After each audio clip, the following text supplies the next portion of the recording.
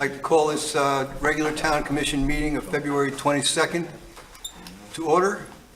Please rise for the Pledge of Allegiance to the flag. I pledge allegiance to the flag of the United States of America and to the republic for which it stands, one nation, under God, indivisible, with liberty and justice for all. Please call the roll. Mayor Tompak, Here. Vice Mayor Kurzman, Yes. Commissioner Campo, Here. Commissioner Fender, Here. Commissioner Mayfield. Here. Okay, that brings us to item 2, proclamations and presentations. The first one is a ceremonial swearing in of Police Officer Alexander Nikolai, and I hope I pronounced that correctly. Chief, would you please administer the oath? Yes, this evening we're going to be swearing in our newest officer, Alexander Nikolai. Alexander was born in Albania and immigrated to the United States, becoming a U.S. citizen in 2013. He is multilingual, speaking Albanian, Italian, and Spanish, and of course English as well. He was employed by the NYPD, last working in their highway unit from 2015 to 2020 before relocating to South Florida to have a better environment to raise his family. By all accounts, all of his references describe Officer Nikolai as a caring, friendly, and a more mature officer. His supervisors and coworkers at the NYPD described him as a great guy, a home run, and that we won't regret hiring him. Officer Nikolai is here today with his police family, including his wife, Andalina, and his 2 children. And I'm calling them his police family because police work can be challenging for families. We work holidays and shift work, and loved ones are concerned for our safety. And the town of Sewalls Point, the Sewalls Point Police Department, is grateful to the entire, is it Nikolai or Nikolai? Nikolai. Okay, I had it right the first time. Pardon me. We're grateful for them for supporting his career choice by coming to our department. So if I could please have Alexander and his family step forward, and we'll administer the oath and fitting of his badge. Step up here, please.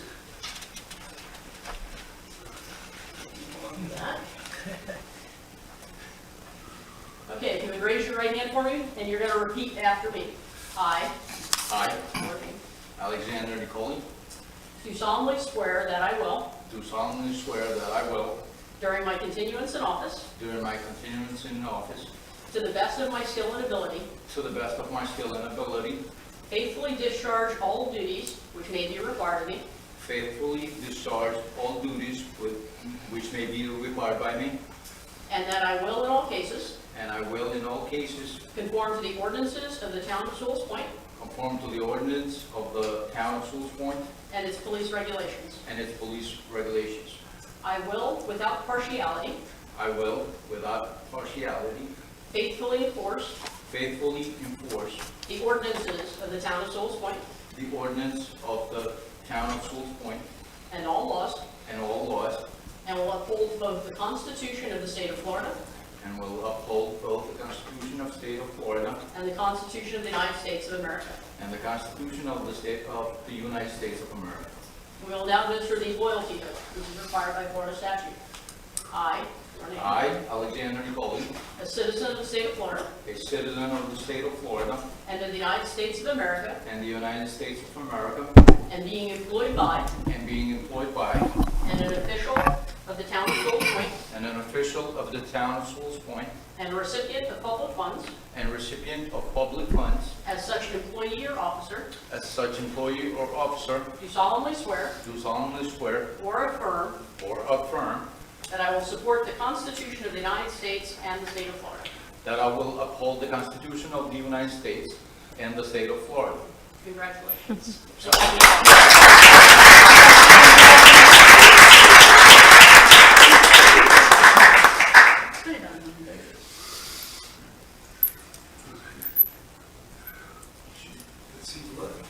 we usually wear the blue shirts, but his regular uniforms are just in case.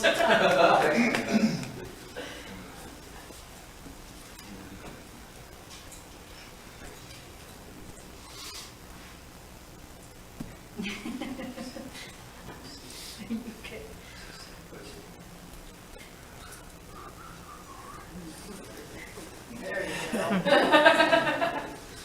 Congratulations.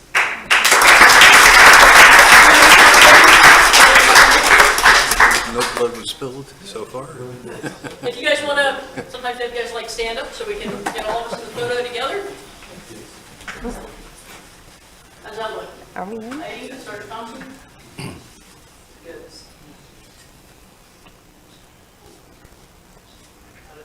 Thank you very much. Thank you.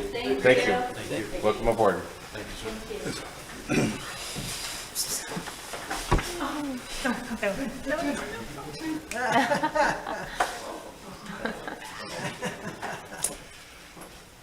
Okay, next item is a proclamation on Problem Gambling Awareness Month.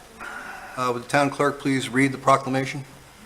Whereas the Town of Sewalls Point has declared March 2022 as Problem Gambling Awareness Month to demonstrate its support in addressing problem gambling and the initiative of the Florida Council on Compulsive Gambling in bringing awareness to this issue, to the issues surrounding problem gambling. Whereas problem gambling is a serious public health issue affecting 1 to 3% of the general adult population and often results in personal, financial, familial, legal, and other costs, including a high risk of suicide.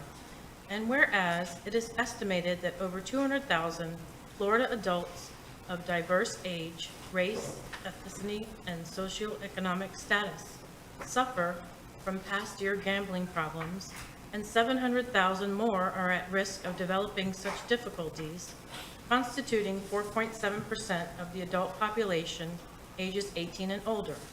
And whereas it is further important to note that these statistics do not account for youth who are now actively engaged in diverse forms of gambling and are at an increased risk for developing gambling-related problems. And it is also essential to recognize problem gambling as a social issue, societal issue, with 8 out of 10 additional people adversely impacted by every problem gambler, increasing the affected population by an estimated additional 1.5 million individuals, with conservative projected social costs amounting to more than $9 billion nationally each year. The Florida Council on Compulsive Gambling's public awareness campaign provides an opportunity to educate the public, policymakers, educators, businesses, mental health and criminal justice professionals, and others about the potential adverse effects of gambling, as well as social, legal, financial, and emotional impacts and available supports. Problem gambling is treatable for those who seek help, which minimizes the harm to Floridians and to the state as a whole. Any individual, professional, or other organization dedicated to assisting those in need can participate in raising awareness and preventing problem gambling by promoting the statewide, confidential, toll-free, and 24-hour gambling helpline 888-ADMIT-IT. Now, therefore, I, John Tompeck, Mayor of the Town of Sewalls Point, Florida, do hereby proclaim the month of March 2022 as Problem Gambling Awareness Month in the Town of Sewalls Point. Thank you very much. The proclamation has been signed. There's nobody here to talk about it, so we'll just go ahead and mail it to them. Next item is also a proclamation, Irish American Heritage Month. Please read the proclamation. Whereas by 1776, nearly 300,000 Irish nationals had emigrated to the American colonies and played a crucial role in America's war for independence. Whereas 5 signers of the Declaration of Independence were of Irish descent and 3 signers were Irish born. Whereas Irish Americans helped to fashion a system of government for our young nation. And whereas 22 presidents have proudly proclaimed their Irish American heritage. And in 1792, Irish-born James Hoban provided the architectural plans for the White House and served as one of the supervising architects for the construction of the Capitol.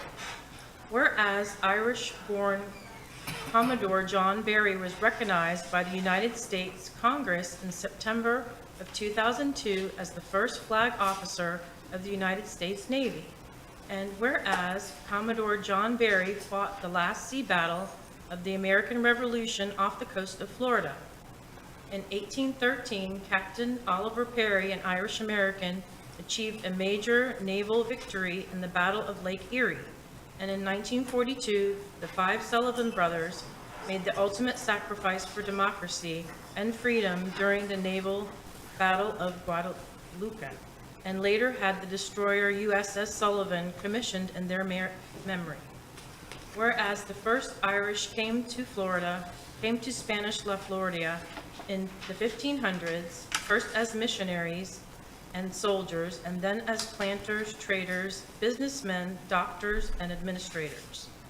Whereas 3 of the Spanish governors of La Florida were actually Irish military officers, and Father Richard Arthur, an Irish-born priest from Limerick, who was appointed parish priest for St. Augustine in 1597, and a public school judge of La Florida, established the first public school in America and opened it to both boys and girls of all races.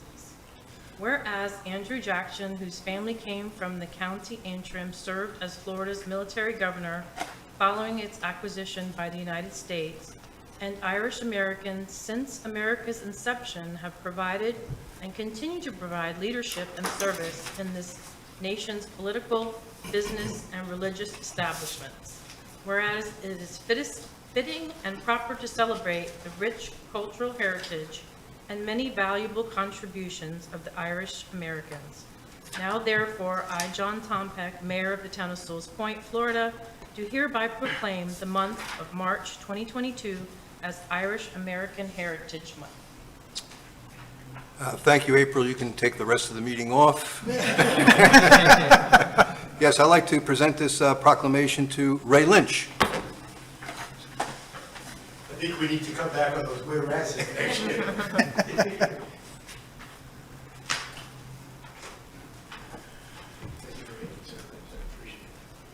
Please feel free to tell us about it.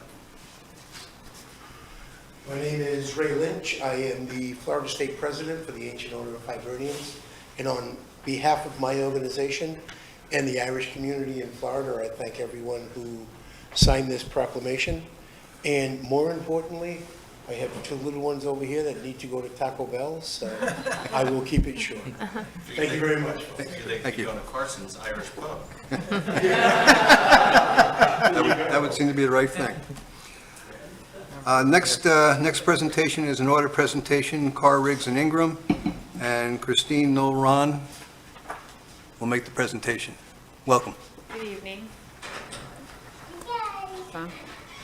I'm Christine Milran, so I'm the audit engagement partner for your audit this past year. This is TJ Leahy. He was a relationship partner, so he's out of our steward office. I was going to give you a high-level highlights of what happened in the town. So this is as of September 30th this past year. So you did receive a clean, unmodified opinion on your audit. That's the opinion that you want to get. So in your statements, you actually have 2 sets of statements. Government is fun that way. So you have, your first set is government-wide. Those are on full accrual. If you're used to for-profit statements, that's the similar method. Then after that comes your modified accrual. This is the method you budget on. So looking at those statements, your assets did go down $638,000. This was primarily because the town spent a lot of money. You took out money out of your investments to match those stormwater projects you had. I'm sorry, could you refer to the page that you're... 17. Okay, perfect, thank you.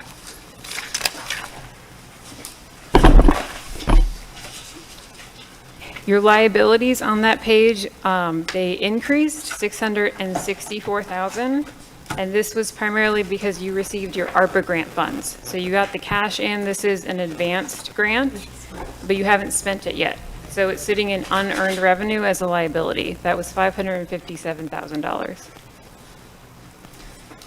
Your revenues, if you look at the next page, they went up $1.6 million. $1.2 million of that was your state and federal grants for your stormwater projects. At the same time, your expenditures went up $3 million because you spent the grant money and you had local match for both of those grants. So You ended up using $1.3 million of the town's fund balance. You said next page, but I think you mean page 19, right? Yes, yes, sir. So that use of the fund balance was actually less than your budgeted, though. You budgeted use of 1.5, and you only came in at 1.3. So you did spend, you had planned to use the town's funds. So the comments, so we did find, this is the first year we were your auditor. If you flip all the way back to page 42,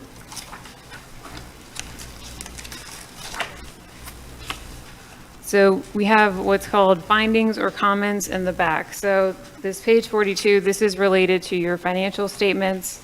These are areas of things to improve upon. And the ones on this first page, both related to audit adjustments that we had. So the first one is recording of fixed assets. So on the method that you budget, you expense all your fixed assets as you pay for them. But when we convert it to the government-wide, we have to then capitalize them and put them as assets and depreciate them. So there wasn't a reconciliation done between what was spent and the additions on the list. And we did find that there was one truck that was included in those expenses, but you didn't actually get it until after the year was over. So we had to remove that. And then the depreciation listing. So this was the first time Cheryl had actually calculated it herself. Your previous auditors had done it for her. So she calculated the depreciation expense. And there was a few things we had to tweak a little bit on there when we recalculated it. So we recommend somebody review that if the town's continuing to prepare it themselves in the future. The next one is your grants receivable. So when we went through the town's grants, you had the two grants, the TMDL and the hazard mitigation grant. And so you had spent the funds, so you were entitled to the reimbursement from the state, but the receivable had not been recorded yet. So you didn't submit for reimbursement till after the year, but you were still entitled to the revenue. So we recorded a receivable for $298,000 to increase that. When we went through the whole grant, we also noticed the beginning of the year. Last year, you should have had a receivable, but that was only $19,000. Management chose to pass on that adjustment and leave last year alone, so it's recognized in this year's revenue. And then we have two more improvement points. So page 46. This one is your best practice, so to speak. So for payroll, there was nothing wrong with your payroll. No one was being paid incorrectly or anything like that. It was just, you have a policy that there's a year-end review by the manager. There wasn't any review being documented of a year-end review. So it was written with the thought process of all the raises would happen at year end, and then you're checking that the updated rates are put properly in the system. So this is before Dan was here, but we talked through, Michelle, of just documenting that somebody checks it. Everybody was paid their approved rate, but just making sure the input is correct. If people are overpaid, they don't necessarily bring that up, but if they're underpaid, they will tell you. And then the last one was you changed your software during this past fiscal year. So you went from QuickBooks to BS&A. BS&A is a much more robust software for governments. And during that transition process, there was a couple of things that were booked twice. So there was a payable booked in QuickBooks, and then when it was brought over to BS&A, it was recorded again. And then we also found during that first month transition, when they were trying to figure everything out, there was a building permit that was recorded twice. We didn't see any duplication after that first month of transition. So I know that was fast, but I'm trying to just hit the key points. Does anyone have questions on anything? I know you've had time to read through the financials. Yeah, I have a question, and it has to do with I'm looking at the draft management representation letter, Okay. Specifically page 13. And item 10 talks about we are not aware of any pending or threatened litigation claims assessment, and it continues on. And then on the next page, under item 19, we've disclosed to you all known actual or possible litigation claims and assessments. And what I'm used to seeing, which may not be required here, is some kind of a letter from the attorney that identifies that. Is that, do you have such a letter? Or? Yes, he provided a letter to us about, and we had discussions about any litigation that was happening with the town.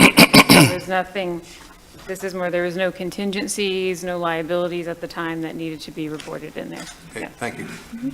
Commissioner Mayfield. Yes, I just want to say thank you for all the hard work. I know it's probably harder the first year doing it, coming in from a different auditor in the past, and I'm glad we got a good opinion. I read through it a little while ago when it first came out, and I just had seen a couple typos, but those are all fixed. It looks great, and I appreciate the recommendations, the small little ways to improve. So I hope that we implement them as we move forward with the new town manager, but thank you.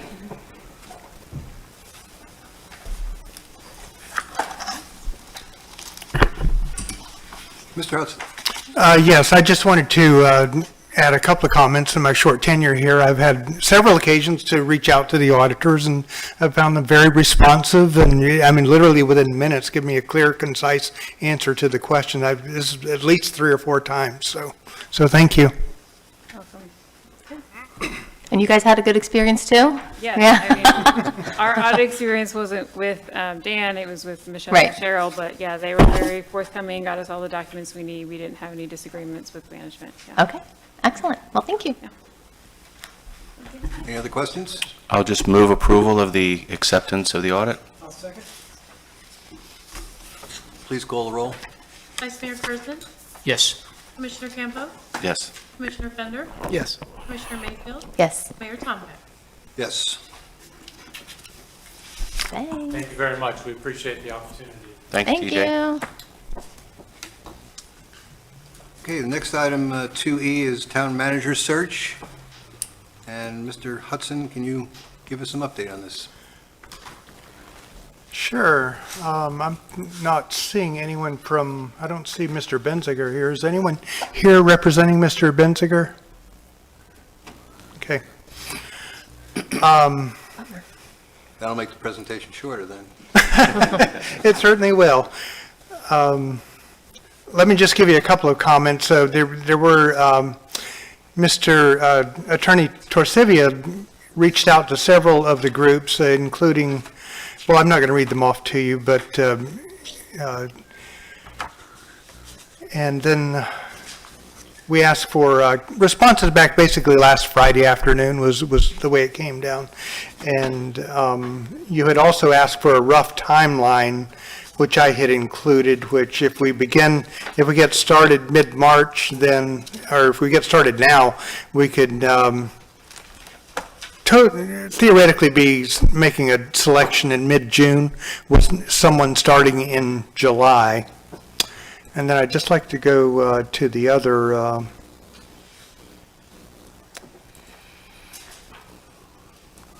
and then we sent out a memo this afternoon.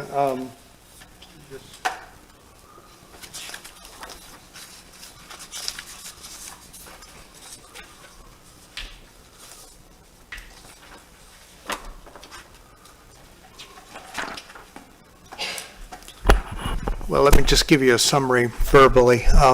Basically, 2 firms responded, Colin Benziger and Associates. They had recommended a price of $34,500, and the timeline generally corresponded with what we had suggested. They're available to start by around March, the mid-March timeframe. The second one was received a little bit later from the Mercer Group. They also have a similar timeline. It's perhaps a little bit quicker in the Mercer Group. They're available immediately. They had proposed a price of $18,000 with also some out-of-pocket expenses not to exceed $3,000. Additionally, we communicated with the retired ICMA senior volunteers. They said that they did not want to make a presentation. They did not want to appear to be competing with the private sector firms because they're volunteers. They did, in the course of the conversation, recommend, however, that at least 5 to 10,000 be budgeted just for background checks and things that you're going to need to be doing along the way. So at this point, I guess we don't have any presentations for this evening, but we would be looking to see kind of what the commission wants to do. If you do wish to move forward with choosing someone, we did take the liberty of placing a contract in the agenda packet. If you don't want to move forward tonight, then obviously that can just go to the wayside. So, I mean, I think your choices are still just, do you want to work with a firm? Or do you, and if so, which of the two firms that proposed? And then the other alternative would be to try to work with the range riders or the senior advisors, I guess they're called now, together with staff. So in either scenario, we're going to need to have some out-of-pocket funding. We're going to need to establish a budget for it. So, Mr. Campo.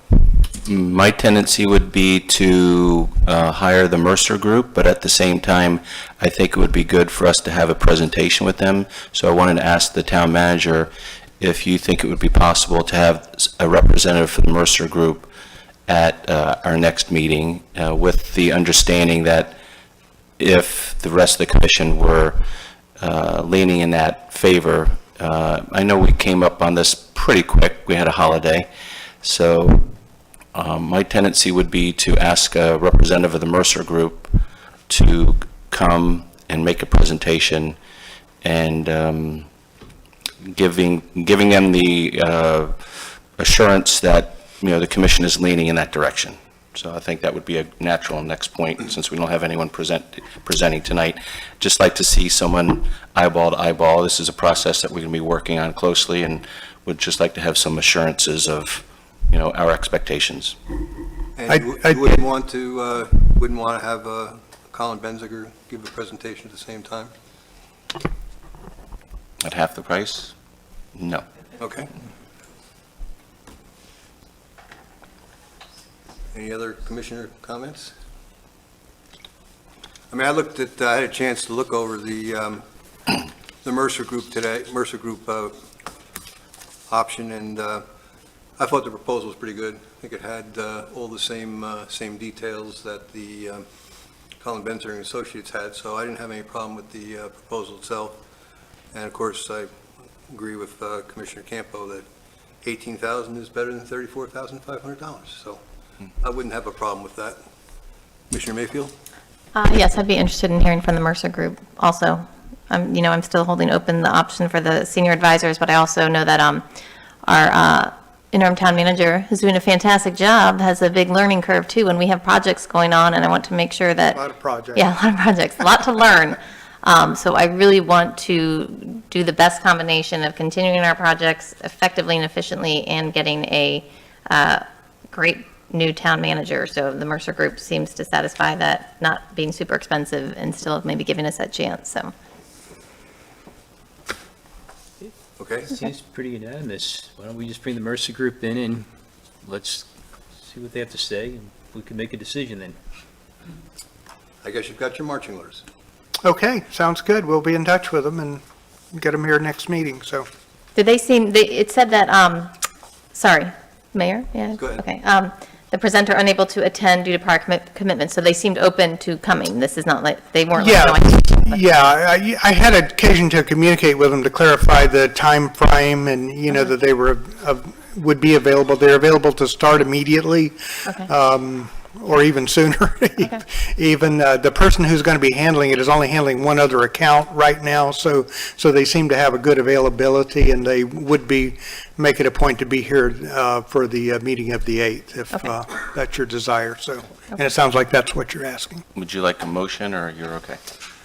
I don't know that it needs a motion. I think you've got a consensus. Yeah. Okay, That's cool. Yeah, great. Okay, great job.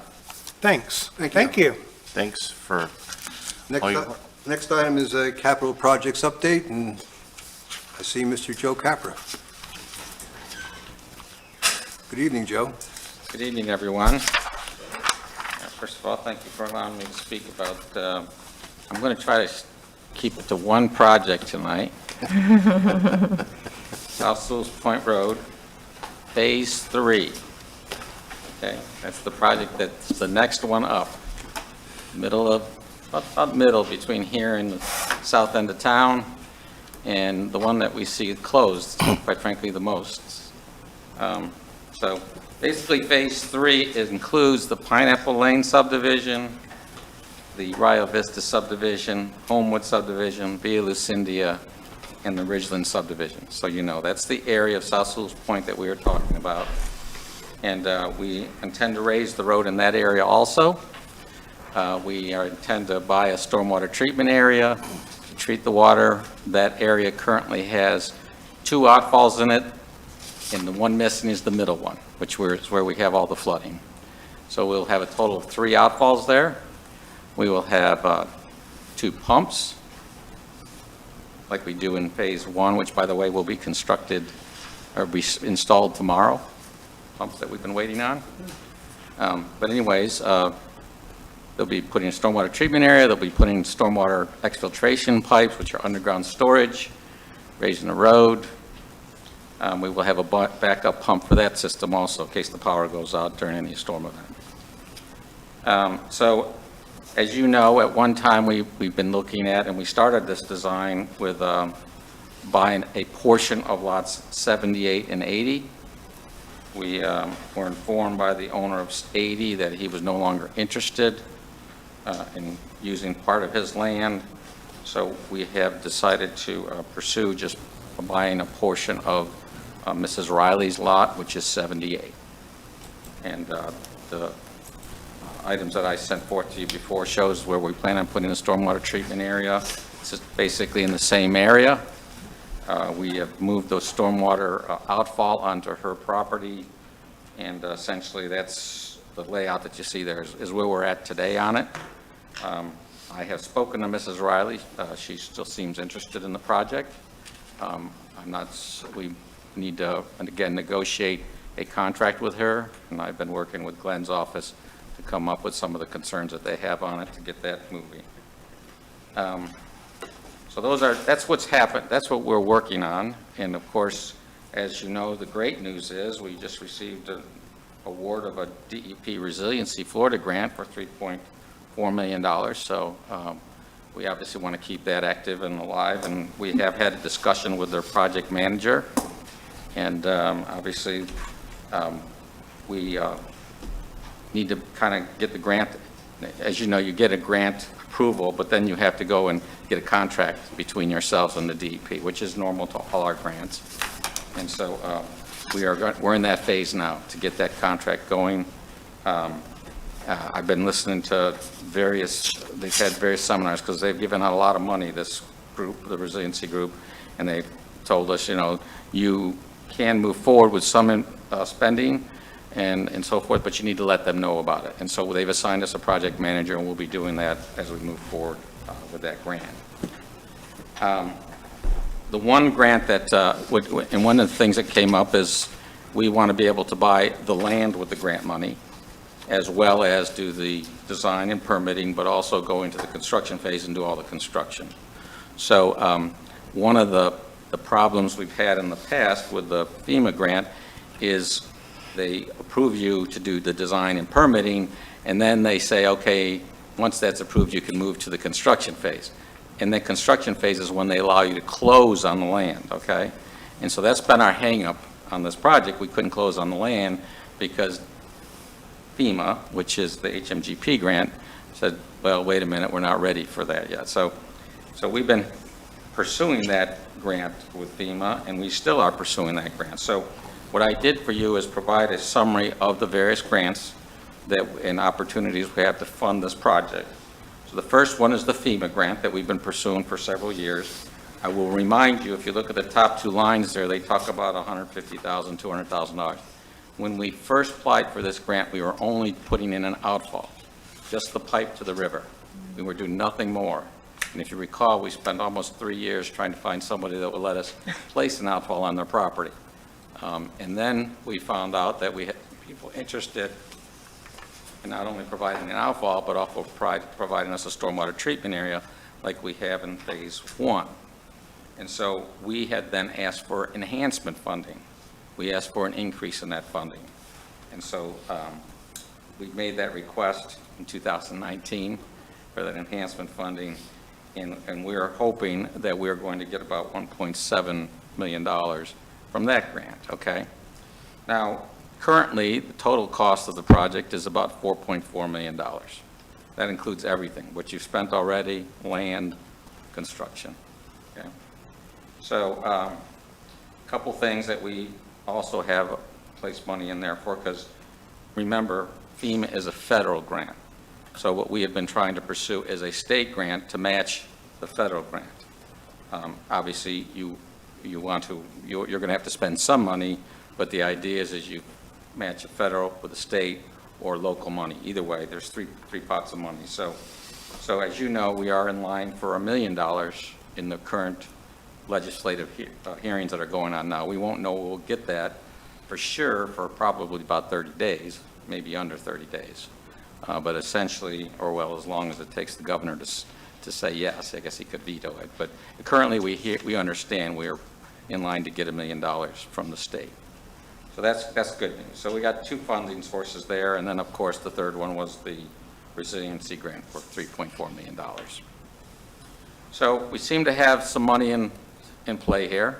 Okay, we need to get the land signed up, and we're working on that.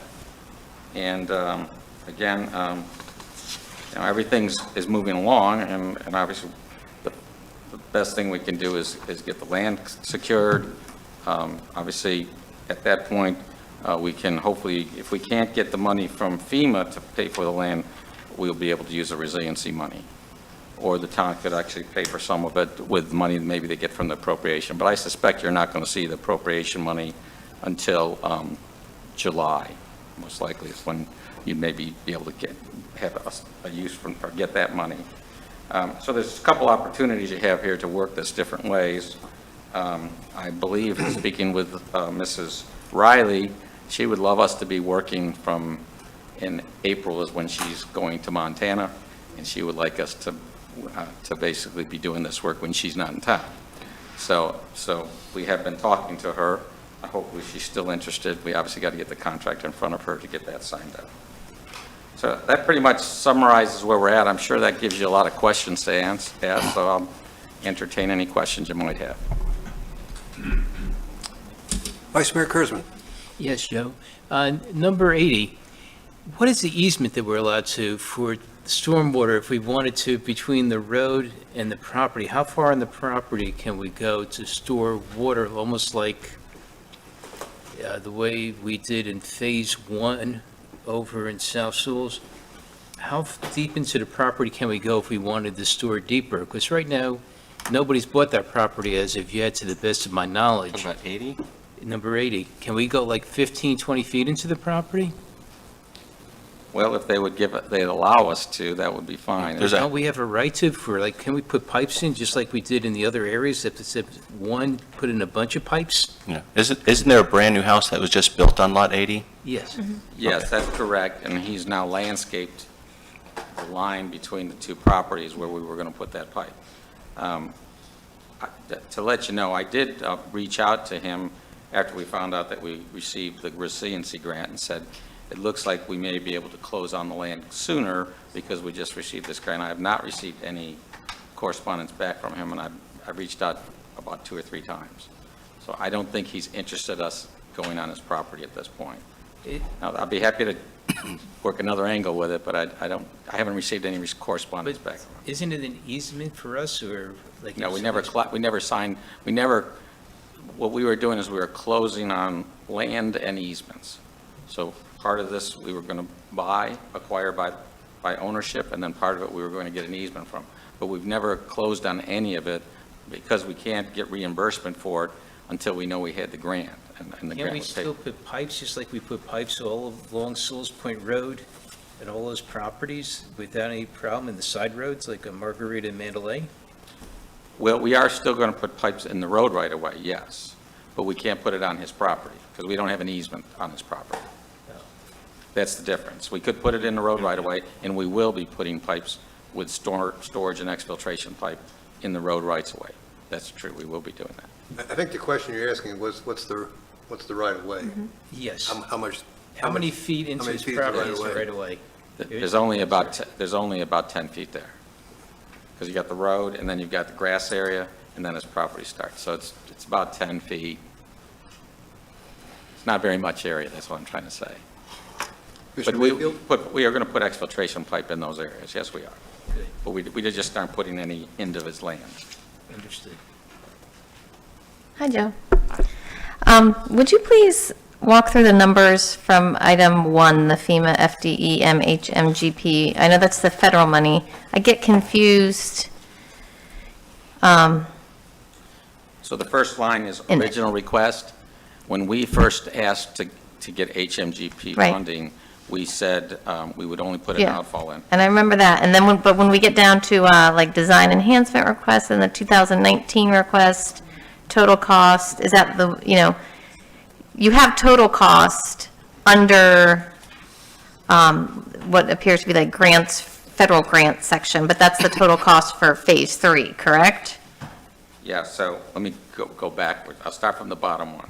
Okay. So currently, we estimate that this all included, because if you recall, in 2019, when, first of all, we started with just an outfall pipe. Right, I remember and then that. we went to a drainage improvement, but didn't have pumps.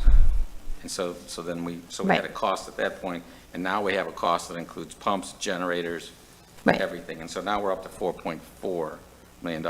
And I'm using current day costs, which have escalated between 30 and 40%. Right. So I know everybody's a little nervous about the fact that the number has increased, so I just want you to know. But that's what the number is right now, 4.4. Okay. Okay? And so from the top, that was the number we were using for just getting an outfall Right. pipe. So then we went in and asked for enhancement funds to help and pay for the increase in cost for the design. And that's Okay. $175,000. They approved that money, okay? So we can Okay. move forward with the design with enhancement funds. And then the next thing they put in that same letter, and they don't give you permission yet, but they said that, okay, we'll give you, what they told us, in 2019, we requested $1,734,000 grant money, okay? On a 2.669 contract, and they said, well, we'll give you 1.7. First of all, they don't tell you they're going to give it to you. They're saying, because what has to happen is you turn in all the design, and you turn in a form that tells you cost benefit, and once they see that, then they can tell you if they're going to give you the construction funds. Okay, but at this point, we're looking like we can get up to $1,770,000 for construction alone. Okay. So that's the total federal Federal, is 1.77. right, Okay, for construction. Okay. yes. I could probably show this in many different ways. Mm. I know Dan went through some of the things today. He said, well, maybe we should show things this way and that way. So I'll leave it up to him to tell me which way we're going to show these in the future. But Okay. I did try to, I know I got phase 3, part 1, phase 1, I know that's getting confusing. I like pineapple to Ridgeland. Yes. So it seems like overall, in general, Phase 3 is in pretty good shape, just looking at these numbers, and, it sounds like most of them hopefully will come through. I mean, that 3.4 million one is huge. Would you say the most urgent thing now is trying to get that lot secured? Yes, ma'am. Okay, and what you said, you're working on it, and what is the status of, what money of that can be used to purchase? I said, you said something about that, you wanted to use something money, so say that again, please. Okay, so when we applied for the grant, they used an estimate, and at that time, if you recall, we had 2 lots, and it was for about $375,000 per lot.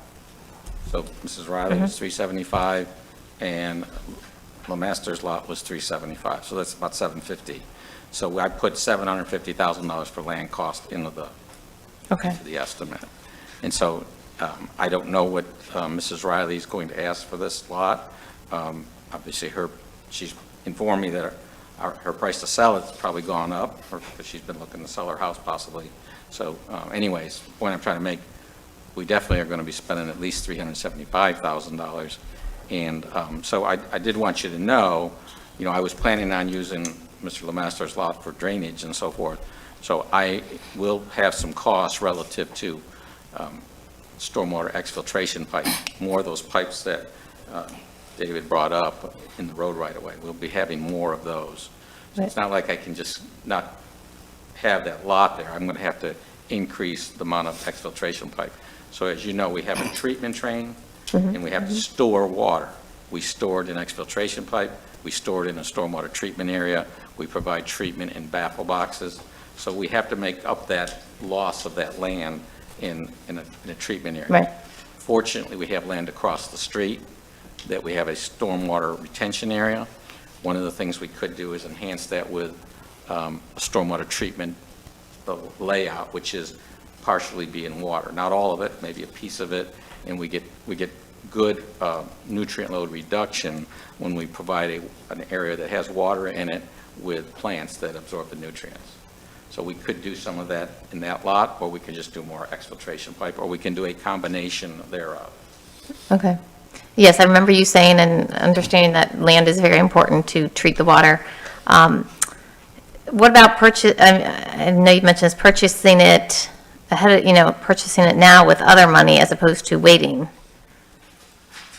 That possibly could happen. Again, I don't think we can use the FEMA money till we get their approval, but we could use, and that's why we did have our discussion with the resiliency people. And they are, first of all, looking at it, there has been a concern of the lot, okay, because typically you want a 30,000 square foot lot minimum at this point. We will be less than that if we gain the outfall easement as well as the stormwater treatment areas. We would be less than 30,000 square foot.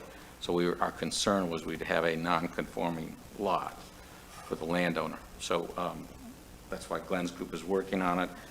We potentially maybe would look at a easement in lieu of acquiring the land, then we wouldn't have a non-conforming lot. So there's a couple options we have there, and I think you've probably seen some options. I don't know if all the commission have seen these, but they're working on different options, and I'll let Glenn explain them. So, I mean, at this point, we're just trying to decide which way we acquire the land, easement, ownership, and so forth, so we don't create a non-conforming lot, if that's what. So you're saying her lot could be too small if we purchased all that land? But, okay. Okay, that's it for now. Thank you. Mr. Torcivia. Yeah, I think Joe's covered it. I mean, we're trying to figure out, is it an easement for that part of it? Do we buy it? And if the decision is ultimately to buy it, then we've talked about a potential ordinance that would exempt from the 30,000 square feet something that was purchased by the town. So there are some communities, a couple of communities that have done that. So we're trying to explore what's going to work for the town, and obviously Ms. Riley, she's been very cooperative throughout this whole process. Mr. Campo. I think what the commission needs to do is to direct staff and our attorney to be as expeditious in drawing up whatever legal arrangements we need to acquire that land. I mean, the puck is right in front of the goal, and Mrs. Riley wants to go to Montana in April, and she's being very patient and considerate. So I know there might be an order of purchase, plan, construction, but I think what we as the commission need to do is to direct the staff and the attorney to set everything aside. I think this is a #1 priority. We've got a lot of history, and time is of the essence. And in coordination with doing that, perhaps you can remind us, Glenn, what the terms and arrangement were from the former agreement. Was it a sales contract? Was it an option? And wasn't there also a future right of first refusal for purchase of that real estate if she does decide to sell? What were the terms? And what I would recommend to the commission is that we reinvigorate that effort. If Mrs. Riley wants to tweak it, we shouldn't be negotiating against ourselves. We should offer the same terms that we had previously, with the understanding that she might want to counteroffer because some time has gone past. But I think what we can do tonight is, as a commission, to direct the attorney to dust off that agreement. And I think it was in the form of an option, Glenn, but I don't think that would violate the HMPG. But I think that's what we need to do before we leave tonight. And if we did that, Joe, we'd be in a position to be reimbursed for it from the grants? I believe so. I mean, and I think when I say that, because whatever options we take, that was our second question to the resilience people. Can we buy it, or can we have it as easements? And they're looking at that. So we're not going to make a decision on that until we confirm that. Again, so we have a non-conforming idea, then we also have the fact that we got to make sure the grant people will let us do things either an easement or a right-of-way. My prior experience on these, they don't really have a problem whether we get an easement or an ownership.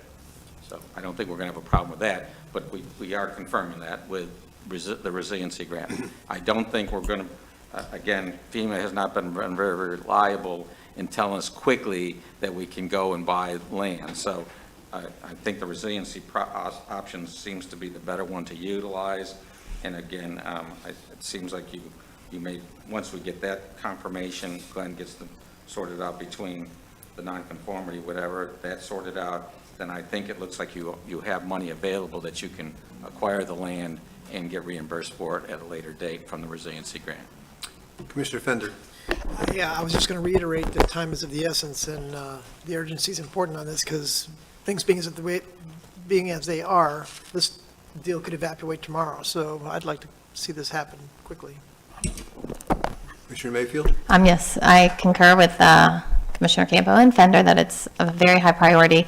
I spoke with someone who, and I told the town manager this, I spoke with someone who works at an organization, and they facilitate these kind of transactions for governments. So he seemed open to it, that they would be willing to look into it. They purchase lands and then hold it for the government entity while they get all this stuff straightened out. And then you purchase it at the same price and pay a fee or an interest rate that time. So you are guaranteed the same price that they purchase it from. But that way you have that land, they're there to keep it for you when it's ready. So that's another option if that would be speedier. Just trying to think of ideas. That's it. Mr. Torcivia. As Joe said, and as you're all aware, this is a high priority for us, and we're open working on it. The concern, and maybe I get some direction on this, if, for example, Ms. Riley is concerned about having a non-conforming lot, because if it gets below 30,000 square feet and she or a future person decides to sell it, they don't want to run into an issue that they can't develop it because it's now non-conforming. Would you be open to this idea of an ordinance that would allow the non-conformity in this instance where the town purchased the property? If you are, we can have that ordinance ready to go as a backup. The easement, I think we all agree, would be the cleanest and easiest way to do this. That may economically be less feasible for Ms. Riley, because usually easements are less valuable than ownership if you're buying property versus granting an easement.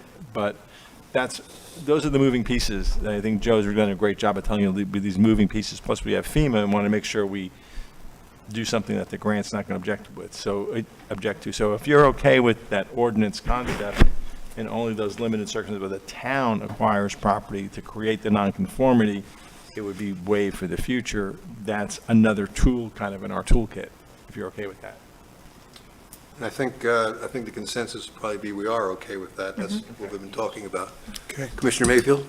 Yeah, I just had a quick question. So the smaller lots, because there are obviously a decent amount of lots that are less than 30,000 square feet, they're all grandfathered in exactly as they are because they were built before a certain time, but because this one would be changed at a later date, it would require an ordinance? How does that? Yeah, there were two key dates with the town, 15,000 square foot lots. And don't hold me to the exact dates because I was looking for that memo, I don't have it, but I think it was 1984. If you built before 1984, 15,000 square foot was acceptable, and that's been continued forward. When Bonnie Landry did her comp plan, that was part of that. Then there was another time frame in 1990s, I want to say 98, where it was 18,000. And then after that point, so between 84 and 98, it was 18,000 square feet was okay. Since 98, and Dan, correct me if any of these dates are wrong, then it's 30,000 square feet. So Ms. Riley is in that 30,000 square foot. If we acquired her property, we would probably drop her below the 30,000 square feet. She'd be then non-conforming and might have difficulty in someone in the future constructing. But Dan has some ideas on this too, because we've been all struggling with coming up with a solution that makes the deal happen. I think the proposed ordinance is really the best long-term solution, and the reason I say that is because we're just on the front end of this project. We're going to be going all the way north.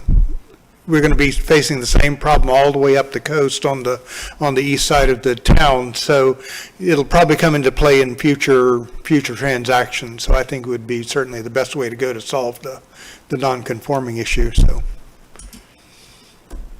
Vice Mayor Kurzman. Yeah, this would be a question for Glenn.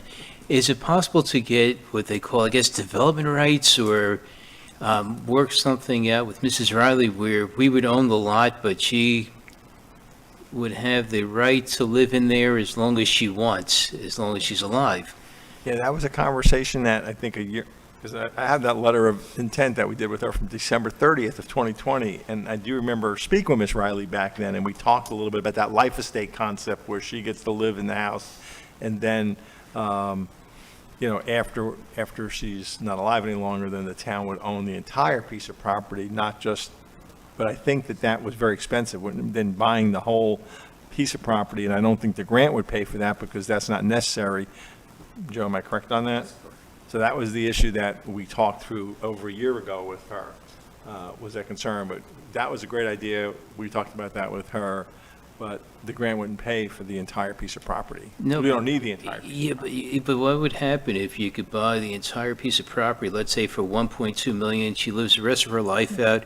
We already got $750,000 from the government to use, so we're just making up the difference of $450,000 or $500,000.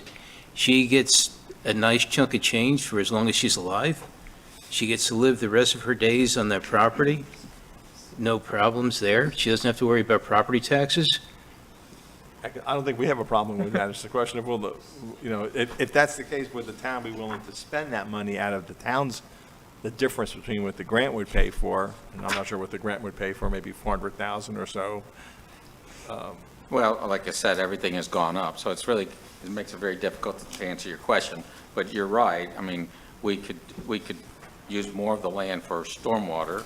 We don't have to, eventually, there's possibly, and Dan and me talked a little bit about it, maybe the other parts of the lot at a much later date could be used for something else, a park, something like we are planning on if we go forward with septic to sewer, there may be a piece there for some use of that area. So, but the point is, right now we have a stormwater grant.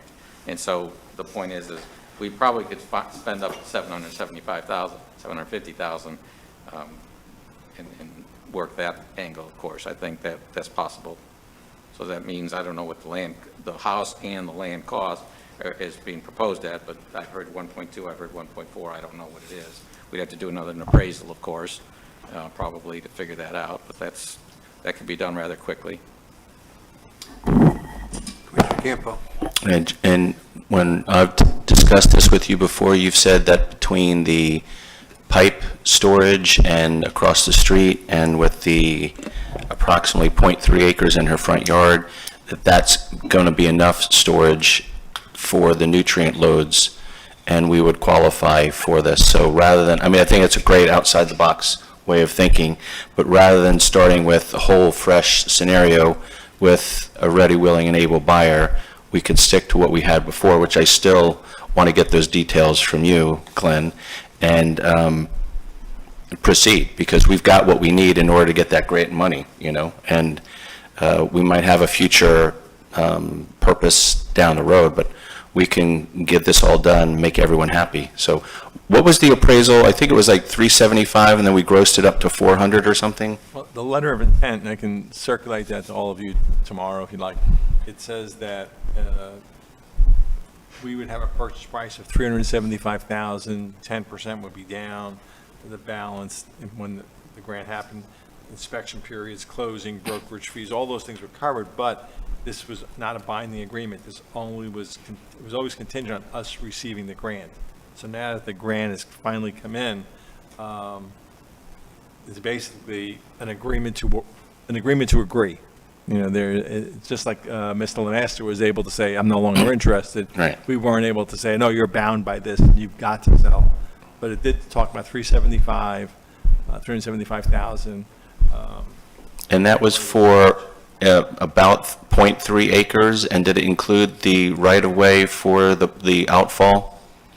Was that included in the letter of intent? The outfall, Joe, was split between both of them at that point, right? Yeah, right, it was- Well, let's talk about that then. What are we going to do about that, now that we don't have Lamasta on board? I moved it over so that's all on her property. It's about 10, at least 10 feet wide. Okay. So what would it take us to just revive and maybe add some more specifics to that letter of intent, so that at We least, have a contract done. I mean, we've drafted the full contract. Oh, okay. And that's done. It's just a question of, is it going to be a contract for sale, or is it going to be an easement? Dan, I see you, okay, you want to maybe jump in too on this? Well, I know one of the things we're going to have to do is get the appraisal updated, because that's going to be required by the grant. So that'll give us a more clear picture of the dollar amount. I think an outright purchase would be best, and go down and correct the non-conforming lot with the ordinance. situation along the way, because we're going to need that tool as we go up the coast, fixing these different areas all along Sewalls Point Road. So that seems, and really, the easement is going to affect the price anyway. So you're going to end up paying for it one way or the other. So. Okay, and we need the appraisal because of our obligations with the grant. So is there any objection to us? I mean, I'd like to take some tangible steps. Would there be any objection with the other commissioners to have that appraisal updated? We could go to the same firm. Hopefully, they would not charge us nearly as much to just tweak that, and then to have the contract. So tell me what the contract is. This is a contract for sale with approximately 0.3 acres and the outfall, which now we're going to have to change that are we going to have to change that because the outfall is slightly more on her side now? Well, the agreement's going to change a little bit. I mean, the basic agreement, again, it's been done a long time. Right. Now we're trying to finalize things like you're asking about, the outfall. What's the price going to be? Is it a purchase? Now, for the first time, really, we're talking maybe buying the whole property.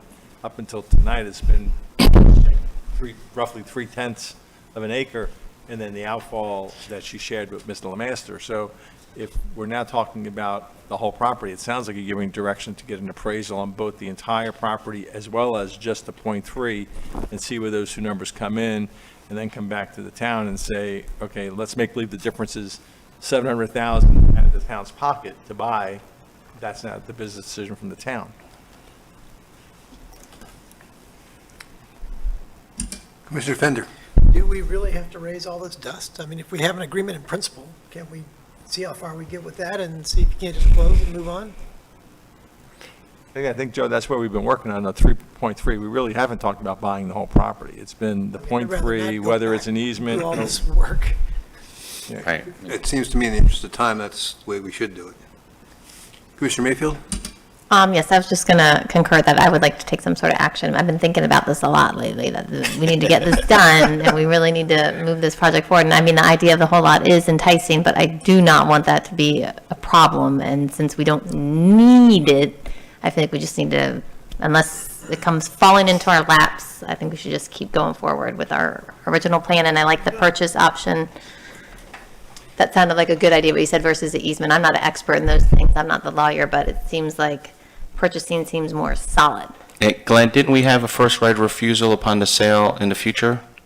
We never locked that down. We Never locked talked that about down? that, but Okay, that I was mean, never- if we had that, that might help for a longer-term solution and Yeah. not dust up anything now.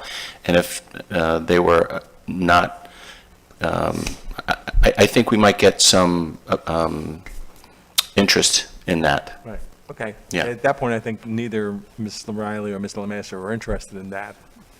agreeing to that. But again, we're talking a year or 14 Yeah, months ago. right. Things have changed. Right, so what would we need to do tonight for us to make a tangible step forward?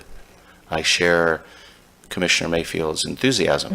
Authorize the appraisal and direct us to continue to move forward as quickly and expeditiously as we can, which I think we're doing already, but we don't mind Yeah. having the extra. Yeah. So moved. I'd like to make a motion to authorize the appraisal. It's, Great motion, Dave. Go let's ahead. just do it. Let's do it.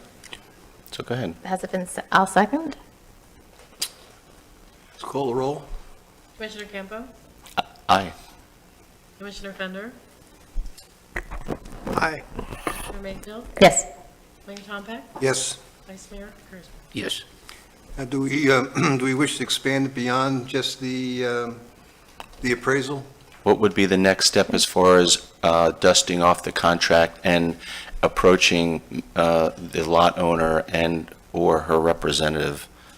I think once Joe, and he's really, I think, developed the best rapport with Ms. Riley, I felt I had a good one, but I think maybe you exceeded me now, Joe, that whatever really she's more comfortable with, if she's more comfortable with the easement, if she's more comfortable with the ownership. Yeah, And Dan, yeah. I think we're all on the same page. We can go either way. We just want to get it done. Yeah. I think it's a matter of making her happy because she has been a saint throughout this process. Yeah.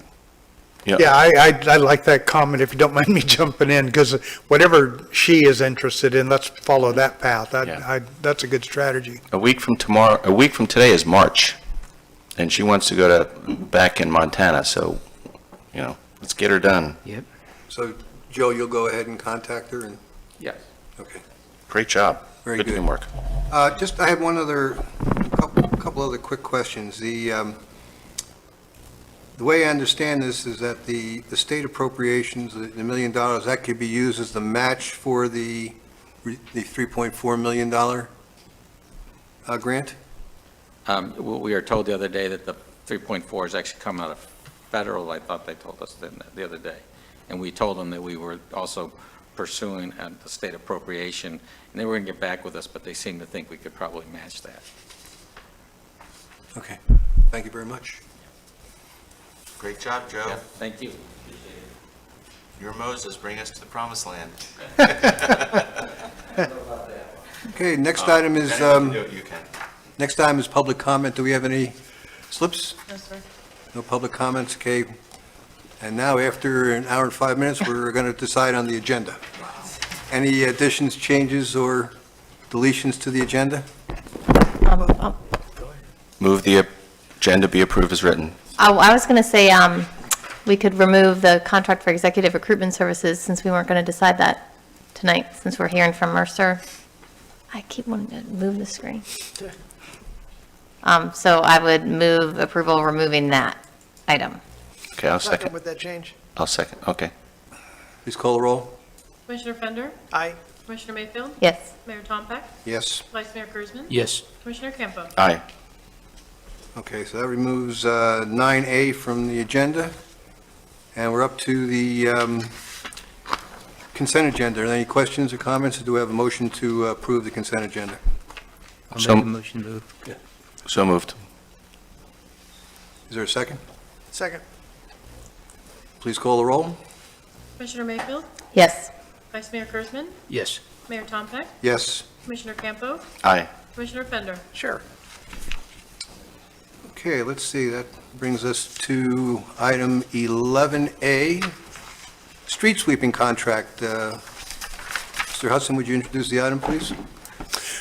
Yes, you approved the bid ranking at the January 25th meeting, and so this is the contract, so we recommend approving the contract. Any- Move approval? I'll second. Any further discussion? Please call the roll. Vice Mayor Kurzman? Yes. Commissioner Campo? Aye. Commissioner Fender? Yes. Commissioner Mayfield? Yes. Mayor Tompak? Yes. Brings us to 11B, amendment to the landscaping maintenance contract. Mr. Hudson?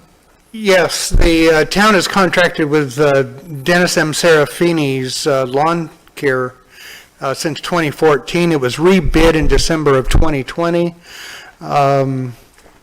His price has not increased since 2014. It's remained the same, but he did rebid in 2020, so he was good with the prices at that time. But there's two things that have come into play now. First is the addition of 2 additional lots, which were created as a result of the South Sewalls Point Road project. And the price on that is $350 a month, and we find that very reasonable. The other thing is they have requested an increase in the base amount roughly equal to 7%, which is generally consistent with the recent trend in the CPI. And the lawn service, as you know, is intensive in gasoline and labor costs, and so it also seems reasonable to the staff. So we would recommend approving the amendment. I'll make a motion to approve as described. Second. Any comments from the commission? Please call the roll. Commissioner Campo? Aye. Commissioner Fender? Aye. Commissioner Mayfield? Yes. Mayor Yes. Contact? Yes. Vice Mayor Prisman? Yes. Okay, that brings us to staff closing comments. Mr. Hudson? Okay.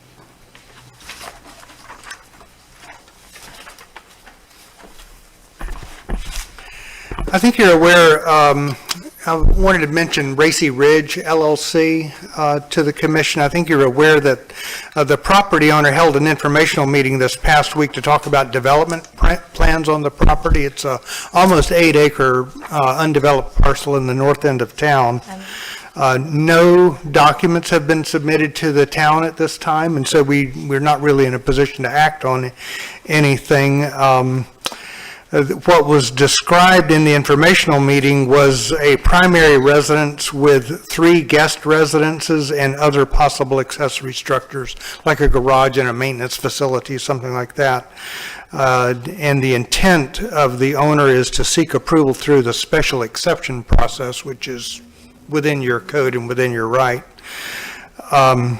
Since there's nothing has been submitted to the town, really there's not been any opportunity for you as commissioners to comment on the idea publicly, and so I know that residents have been concerned. I see at least a couple of those people who have voiced concerns to me in the audience this evening.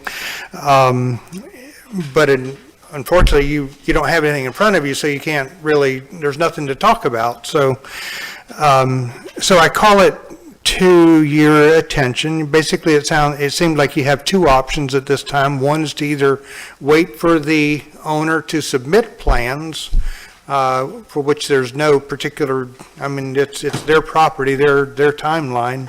I know it has been in discussion at least since last September, so at least 6 months.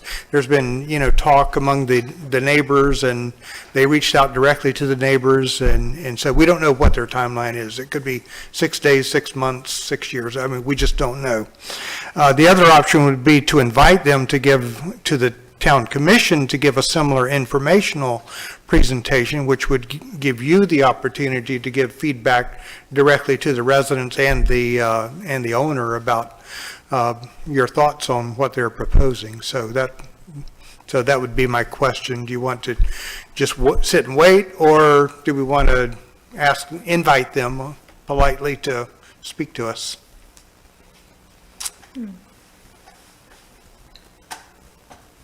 That's a good question. I'm not sure. Thank you. Well, I'm not sure I want to really see anything until they've actually submitted something. Yeah. We could spend a lot of time spinning our wheels, Yeah. but it's really up to what the commission thinks. I'm personally not interested. Not interested, okay. It's not an ordinance. Okay. I mean, I'm always up for information, so if they felt like it, if it was short, I don't think there's any harm in that, but I went into one of the meetings and they offered up their options, but I've already spoken to residents about it, and my opinion hasn't changed, my view has not changed since the presentation, so, but if they want commissioner feedback, I would encourage them to reach out to the commissioners, individually, and then they could Right. make a choice from there. For sure. Yeah. All right, well, thank you. Okay. Any other comments? Just briefly, I think I've said this to a couple of you. I've been talking to each commissioner and staff, obviously, and I'm hearing from residents, so I've been keeping a list of everything, so I filled up a full page of priorities, so there's lots to do on the list. Okay, any comments from the commissioners? Commissioner Campo? First of all, I want to give a shout out to Catherine Burke, my grandmother, born in Ireland, and looking forward to Irish American Month. I thought that we might have a discussion with Glenn to see if it would make sense for us to have another shade meeting in order to discuss the PBA development. I understand that process hit a milestone a month or so ago. We've got an interim town manager, and I just think that in order to keep our ear to the ground and to stay abreast of what's happening, the possibilities, and the timetable, that we might want to just be kept up to speed. When you talk to anyone in Sewalls Point, the police is one of the reasons that they live here. It's the rivers, the trees, the police, and the best-looking town commission. I mean, that's the top four that I've always heard. So I was just wondering if, we might not need to take any action, but it might be a good idea to have a brush up on what's happening and kind of your view, and also get the interim town manager. I understand you've had some work with PBA or contact with them or something, so it might just be good. It's been a while since we've had one. I think we've really only had one. So if you would like that, we could do it perhaps prior to your March 22nd meeting, 6:30 or 6:15, one times works. And I'd have to announce it tonight, so I can announce it under my comments and request that attorney-client session to discuss. So that's, and we'll arrange for the court reporter to be there. So does that time, do you prefer 6:15 or 6:30? It's just a question of how much time. I don't think it'll take more than half an hour. 6:30? Yeah. Make it 6:15 on the 22nd. 6:15? I think that'll work fine, yeah. All right, so it comes, if you like, I can make my comment now, make my request now. So I'm requesting an attorney-client session with the town commissioner and town manager regarding the proceeding before the Public Employee Relations Commission brought by the PBA for March 22nd at 6:15 p.m., and we'll have a court reporter present. Okay. Great. I had one. Any other commission comments? I had one.